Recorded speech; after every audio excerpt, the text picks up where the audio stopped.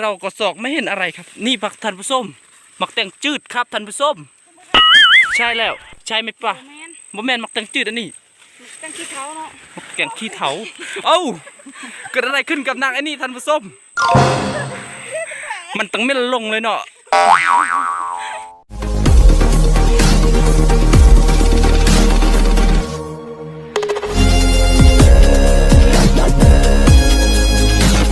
และทุกคนเนาะตอนนี้เขาก็จูงตุกควายออกเขื่อนจากเขื่อนแล้วเนาะแล้วก็กำลังไปซึ่งว่าเราไม่มีรถเนาะปิดกล้องกันเนาะฮอดบนสเก็ปหอยจะเปิดแต่ว่าอย่าสั้นได้จับจะดีว่าได้ไปได้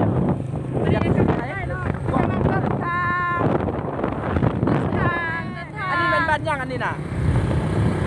ใครจะไปเก็บอยู่บ้านเด้อบ้านหม้อเนาะบ้านหม้อเขาเอาไปทำอะไรได้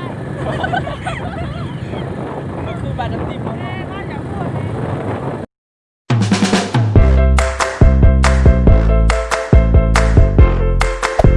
Hey there. Subscribe to my channel. And also press this bell icon.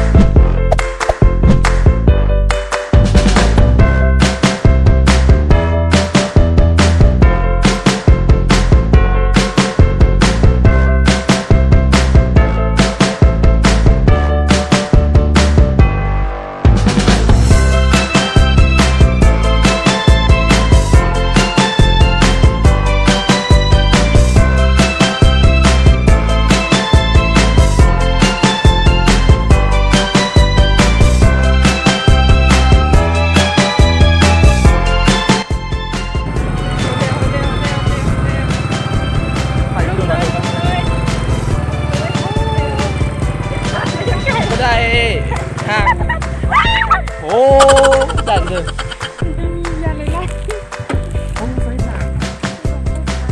เนี่ยตอนนี้พวกเขาก็มาหอดแล้วเนาะว่าเบิ่งซื้อยังนี่ซื้อกิ๊บกี้คุกกี้เนาะหรือว่าประเภทก็ได้ซื้อลิ้นเพิ่นตัวนี้เลยซื้อยังครับเจยหรือว่าซื้อจริงก็จอนนะจอนพรสิส่วนเฮาซื้อโรเบิร์ตแล้วนี่เฮาฮอดแล้วเนาะนี่นาโอ้นาคอมน้อยนี่ท่านว่าเอาอันทัตาเนี่ยนี่สองสาวนี่มีผัวแล้วเนาะยังกับสดมีเด้อยังสดอยู่สดจริงๆยังมาซ่อมอยู่แทบจะพอนเนาะตอนนี้ก็กำลังย่างไปอย่างเงียบเนาะเฮาค่อยจบไปเนาะเพราะว่ายานตะหอยตื่นตะหอยสมัยนี้มันแก่สินะแก่แวนเดอร์ว่ะแห่เนาะตะหอยสมัยนี้มันแห่หลายขึ้นไปจับก็บ่ได้ขนาดบ่งมซอกมันก็บ่ได้เนาะมันจะบ่มาหาเฮาเองหอดแล้วเนาะบ่นเฮาซอกว่าเบิ่งไงก็มีบ่เบิ่งที่เฮาต้องการเนาะแม่นหยังนี่หอยปักกวง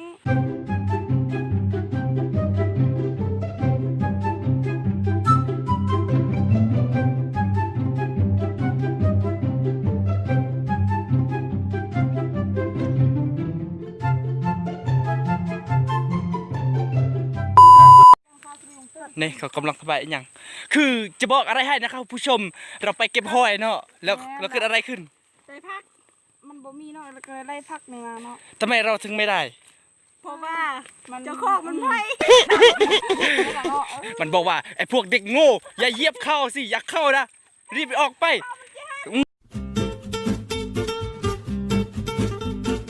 ตอนนี้เราก็จะไปส่งสาวกุ๊บกิ๊บไปเก็บยอดมะอึกเนาะซึ่งนี่เป็นทางเขาอะไรทางไปดิ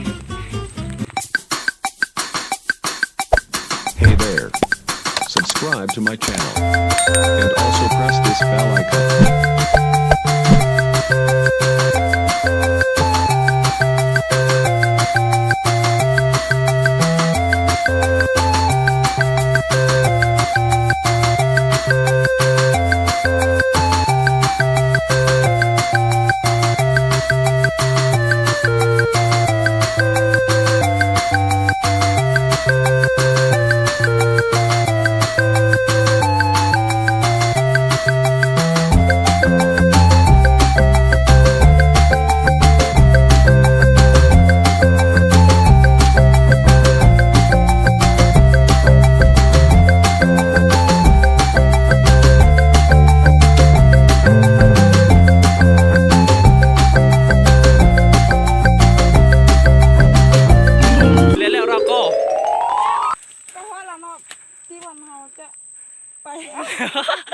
วันเฮาจะไปหลักหรือไปเก็บ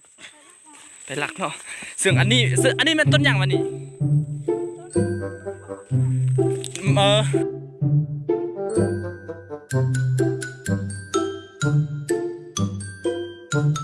อันนี้มัน ท่านผู้ชมดูสิเดี๋ยวแล้วเราก็ถึงเราจะต้องได้พี่เนาะแมนบอกอันนี้มันส่วนมักเตียงมักแต่งของสาวมอกหรือว่าสาวกุ๊กกิ๊บเนาะซีลินดูสิส่วนมันจะมีมักแต่งดูสิโอ้ยไม่เห็นครับท่านผู้ชมโอ้มักแต่งเยอะมากครับท่านผู้ชมดูสิ นี่นะครับดูได้เลยครับมันยังไม่สุกนะครับท่านผู้ชมโอ้กว้างมากครับประมาณ100 เฮกตาร์ว่าได้ครับ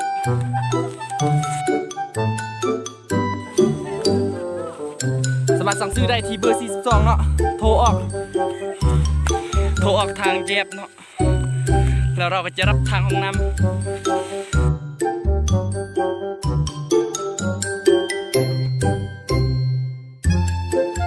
ดูสิเรายังไม่ชวบมากที่มันสุกจริงอ่ะเลยล่ะโอ้มากมันไม่จริงอ่ะเป็นยังวะเนี่ยโอ้สลีนเด้อนี่สลีบานสาวเคินสลีสลอยนะครับท่านผู้ชม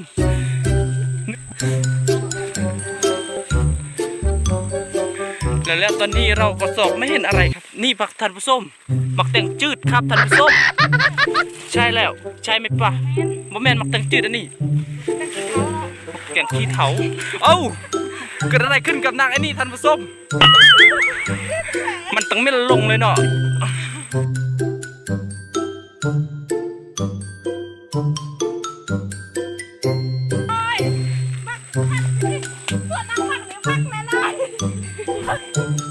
ดูเจ้าของส่วนมันสิหน้ามันน่ะ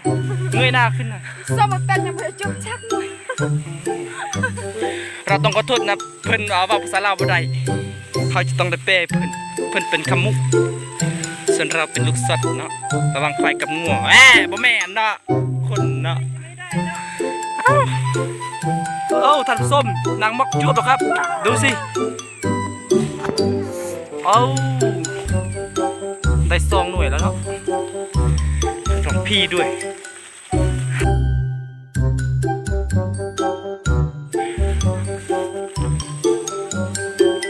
เราจะต้องค่อยๆไปนะครับเราจะเอา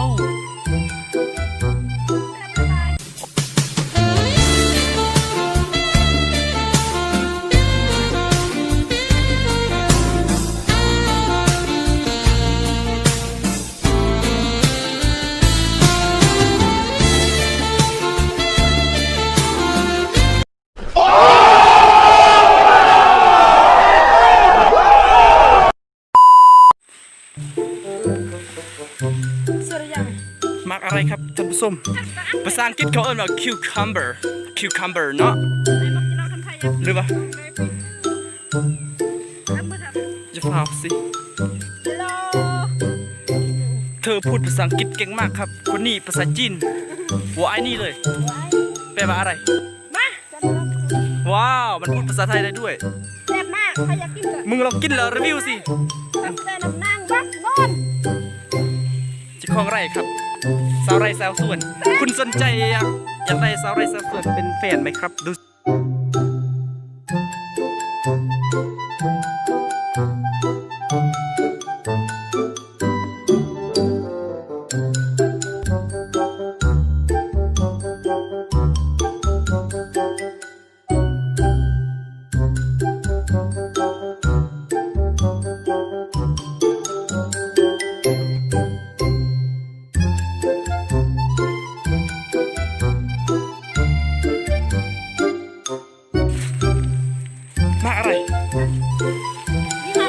โอ้มากอะไรท่านผู้ชม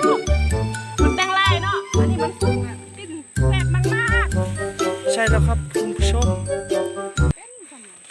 ใช่แล้วครับแล้วผมก็เมื่อยมากครับ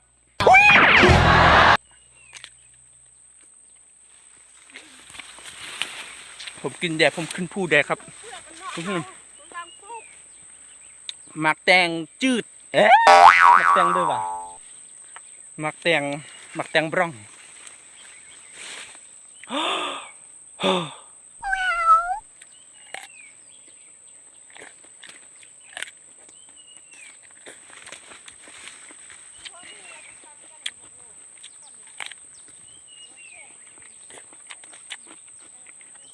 เราต้องกินไวครับ เพราะว่ามันมีเยอะมาก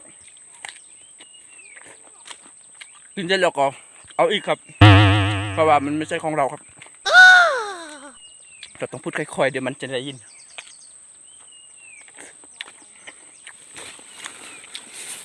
อ้าว หมักแตงเน่าเนาะโอ้ยผมไม่รู้จะไปทางไหนครับ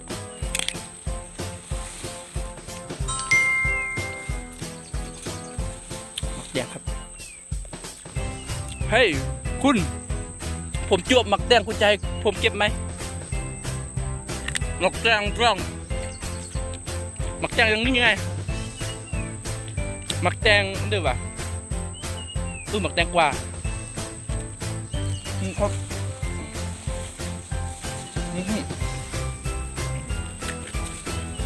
เจ้าของมันบอกว่าเอาได้ครับ ดูสิท่านผู้ชมมันใหญ่เหมือนของเจ้าของเขาเลยอ้าวไม่ใช่ครับ พวกเจ้ากำลังเห็นยังวะ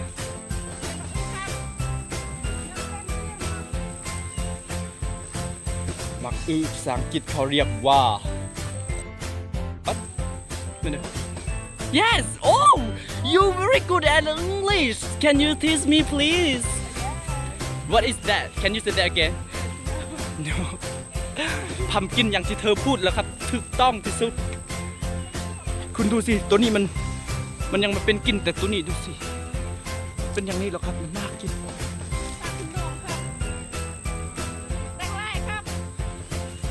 ดูสิเราจะให้คุณกินภายในกูนับฮอด30แล้วมื้ออื่นคันมึงกินได้คันมึงเม็ดกูจะเลี้ยง2,000ไม่ได้เขาอิ่มมากครับผมจุกนี่ครับ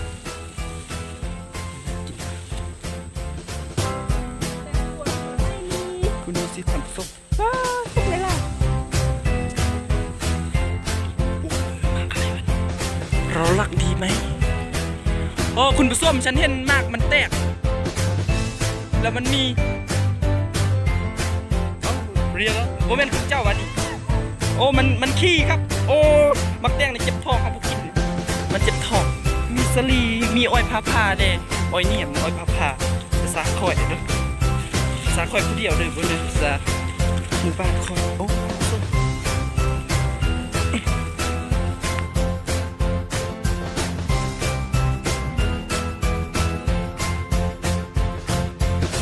พวกคนจะขอลาท่านผู้ชมไปก่อนแต่ควายซื้อ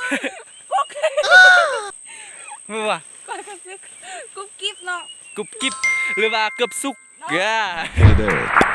Subscribe to my channel. And also